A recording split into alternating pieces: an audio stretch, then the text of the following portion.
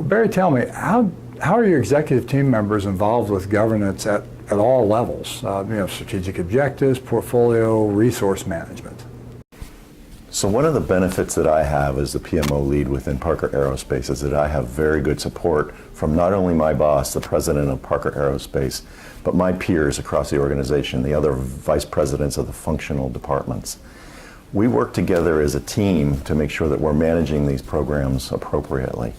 On a quarterly basis, we have program reviews. We bring in all of our, what we call our major programs, the ones that have the biggest impact on the organization, the biggest visibility, the most strategic value to our organization. And we review those in an all-day session. And every staff member on the aerospace leadership team is expected to participate in those meetings and help reduce or eliminate barriers that the projects and project managers have in managing their projects.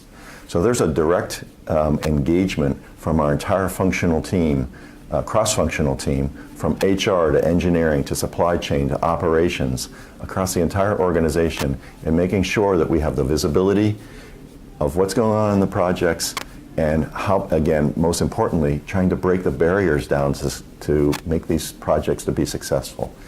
Another area that I have is that because I report directly to the president, I have a high level of air cover when we're talking about cultural changes that need to happen within the organization. Going from where we were 6 years ago to where we are today, we've had to have some major changes within the organization from a structural perspective and from a personnel perspective. We've broken a lot of eggs, we've made a lot of people upset, and it's really important that I have that air cover to support me when we're trying to make these big changes within the organization, because without that, I can't do it and my team can't do that alone. So I think it's having that executive support, not only from your direct boss or from executive level, but from your peers across the organization. Because there's one thing that I like to say is that program management is not just the program manager, but program management is the glue that holds all of that together, that allows us to execute appropriately. And without having those other functional members on the same team, we're going to be a one person or one group of people trying to change a whole organization. So what governance areas do you feel need to be improved? So probably the biggest challenge that we have within our organization, and I think it happens across all organizations, is our ability to manage risk. Risk is a very foreign element to a lot of people. I mean, they can identify risks, but sometimes that's as far as it goes. And the important part is, once you identify a risk, if you don't do something about it, then you know that a train wreck is going to occur, and you go and you watch it.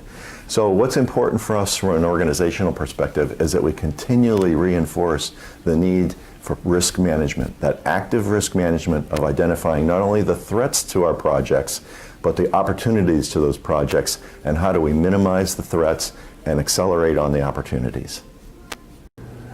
So Didhiti, how are your executive team members involved at various levels of governance?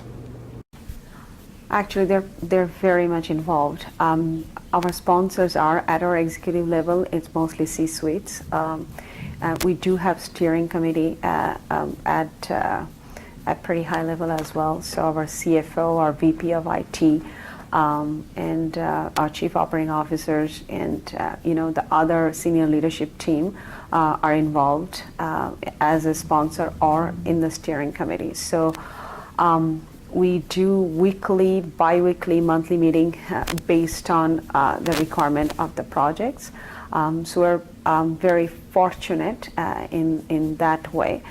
We do have a prioritization where again the senior leadership team is very much involved because they want to make sure that our project portfolio is aligned with the strategy. So they're very much involved in that. We do have a monthly meeting with our senior leadership team as well because our priority shifts, and so we definitely want to bring it to their attention. Any change request also goes through the senior leadership team as well. What governance areas do you feel like could show some improvement? Kent, as you know, there's always room for improvement in many areas. Benefit realization, I think one of the biggest one, which we're working on right now. We do struggle on the resourcing side as well, and so that's one, two actually the main areas we're focusing right now. We used to 2-3 years back. We used to struggle a little bit on the scope perspective, but I think right now our processes are very well aligned with what we're delivering and in kind of what time frame. Terry, at Mayo Clinic, would you tell us how are your executive team members involved with governance? I really have to give tremendous credit to our Chief Administrative Officer over the entire Mayo Clinic enterprise for really being the sponsor for the EPMO when it started 8 years ago. She had a vision and a need to understand what was happening across Mayo. She understood the value of project management, having seen when it's not done very well and when it is done well, and recognized that that's something we needed to introduce. So it really started back, with her leadership and has really carried forward since. But with that, what's happened is the rest of our leadership team, our executives, have recognized that value over time as well. So while the executives now expect it to happen, and they also own it. So all of our projects, every single one of our projects is tied to one of 7 executives in the organization that really span the entire organization, and they know they're accountable for the projects within their portfolio. And so there's been this increased ownership of that, and that every project needs to have an administrative and executive owner and sponsor as well, somebody who's really going to be there to oversee it, to approve it, to fund it, and to help deal with the issues that might arise, and usually do arise through the life of a project. Well, those are some good things. Any areas that you feel could show some improvement at Mayo?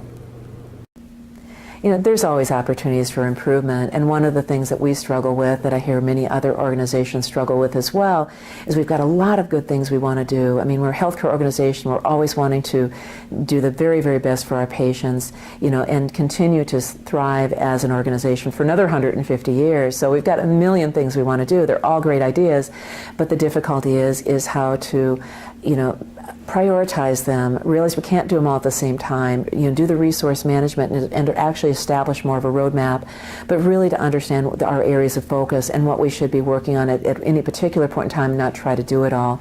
So that's probably our biggest struggle at this point in time, is we want to do it all, it's all good stuff, but how to get that discipline in place that we can actually make those decisions across our leadership team of what's the most important at what point in time and how to prioritize.